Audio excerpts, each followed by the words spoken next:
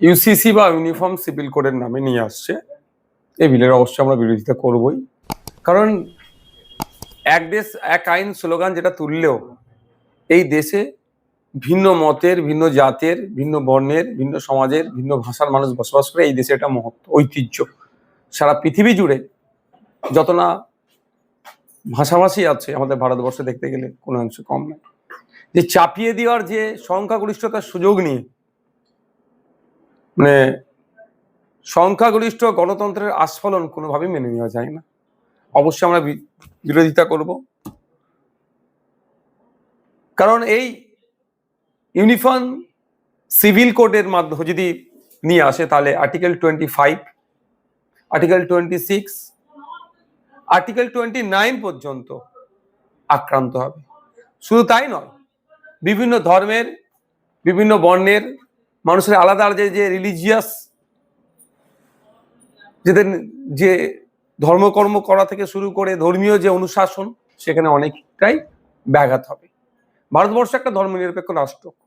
এই রাষ্ট্রের প্রত্যেকটা জনগণের নিজস্ব মতামত রাখার জায়গা আছে।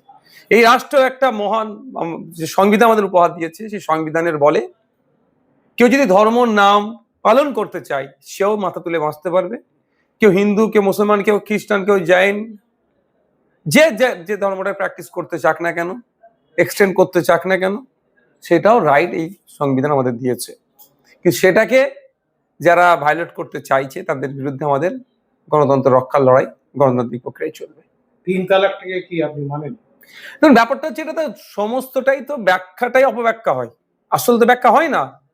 তালাক নিয়ে একটা ডিবেট হোক, তাহলে কয়েক ঘন্টা লাগবে। যে তালাকটা যেমন আছে তার এগেনস্টে মানে যদি আরবিক ভাষায় বলা হয় খোলা, মহিলাদেরকেও রাইট দেওয়া আছে। মহিলাদেরকে ইসলাম ধর্মে অধিকার দিয়েছে, যদি তার স্বামী, যে একটা স্বামীর যে সংজ্ঞা হয় তার বাইরে যদি চলে, সেক্ষেত্রে সে স্বামীর কাছ থেকে পরিত্রাণ পেতে পারে। তার নামটা খোলা। তালাকটা কি? তালাকটা হচ্ছে ডিভোর্স। এটাকে যেন অ্যাটম বোম হিসাবে দেখানো হচ্ছে, পরমাণু বোম হিসাবে দেখানো হচ্ছে। ব্যাপারটা কিছুই নয়। এটাকে শুধুমাত্র সংখ্যালঘু আর বিশেষ করে মুসলিম সম্প্রদায়কে দেখে দেওয়ার জন্য এই ধরনের একটা আস্ফলন তৈরি করা হচ্ছে, একটা ন্যারেটিভ তৈরি করা হচ্ছে। এই যে মানে মহিলাদের যে সম্পত্তিটা সমানভাবে যে বন্টন, এই বিষয়টাকে কি আপনি মানেন? তো আমি আপনাকে বলি, ইসলাম ধর্মে মহিলা, পুরুষ, পিতা, মাতা, একটা পরিবারের পুত্র, কন্যা, পিতা, মাতা, স্বামী স্ত্রী যদি হয়, এই ক্ষেত্রে স্বামীর, ধরুন আমি আমার কথা বলি, আমরা যে ভাই বোন আছি, আমার বোন আমার পিতার সম্পত্তি যেমন ভাগ পাবে, আমার বোন যখন বিবাহিত হয়ে স্বামীর ঘরে যাচ্ছে স্বামীর সম্পত্তির ওপরেও ভাগ পাচ্ছে। এটা ইসলাম ধর্মের যে পার্সোনাল যে ল যেটাকে বলা হয় সেটাতে আছে, কিন্তু অন্যান্য ধর্মীয় পার্সোনাল লতে কিন্তু এটা উল্লেখ করা নাই। সে হিসাব করলে দেখা যাবে যে কোনো অংশে তার সম্পত্তি সমপরিমাণ কম হচ্ছে না।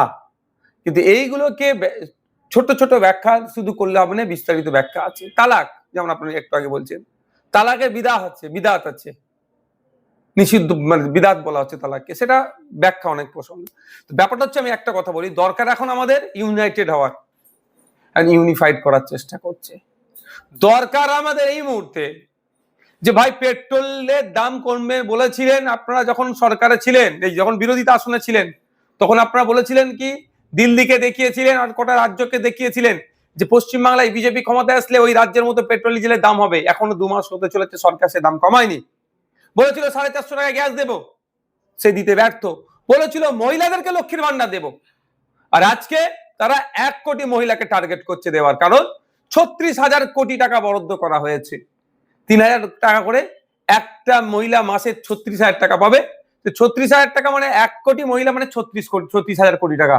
তাহলে ওই যে ছাঁটাই হচ্ছে, এই মধ্যে যখন মানুষের মধ্যে ক্ষোভ তৈরি হচ্ছে, হকার উচ্ছেদ করে দিয়ে গরিব মানুষদের পেটে যেভাবে আঘাত দেওয়া হচ্ছে, নির্বিচারে তাদের বাসস্থান, কর্মস্থান যেভাবে ধ্বংস করাচ্ছে, যখন মানুষ ক্ষোভের যখন বহিঃপ্রকাশ হচ্ছে, সেই সময় এই ইউসিসি নিয়ে এসে এইটাকে মুসলমানদেরকে দাবিয়ে রাখা হচ্ছে, মুসলমানদের উপর চাপ তৈরি করা হচ্ছে, এর নাম দিয়ে কিছু ক্ষোভকে প্রশমিত করার চেষ্টা করছে। তবে একটা কথা বলবো, আর্টিকেল 44 এটা গল্প শোনাবে, সে ডিবেট গুলোকেও দেখতে হবে আর্টিকেল 44 কিসের বেসিসে ডিবেট হয়েছিল।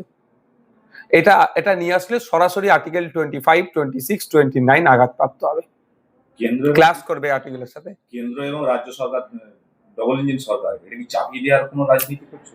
দেখুন, একটা কথা বলি, আমি আবারও বলছি, সংখ্যাগরিষ্ঠ গণতন্ত্রের আস্ফালন ছাড়া এটার কিছুই নয়, যেটা এটার ফিউচারটা খারাপ ছাড়া ভালো নেই। আজকে আপনারা দেখুন, এই সংখ্যাগরিষ্ঠ লড়াই, যে হিন্দু মুসলমান লড়াই লাগিয়ে দিয়ে দেখুন, আজকে অযোধ্যা মন্দিরের থেকে চুরি হয়ে গেল, সেই না উচ্চবাচ্য সেই অর্থে আছে? একটা মন্দির থেকে এত কোটি টাকা সম্পত্তি চুরি হয়ে যাচ্ছে, কোনো উচ্চবাচ্য আছে? মানে এটাকেও একটা এমন জায়গায় নিয়ে যে দাঁড় করাচ্ছে যে অন্যায়টাকেও নাই বলে মানতে হবে, কারণ তো মুসলমানদের উপরে তো অত্যাচার চলছে, মুসলমানদেরকে টাইট করছে। আরে মুসলমানদেরকে টাইট করতে যে অন্য সমাজের মানুষও টাইট হয়ে যাচ্ছে।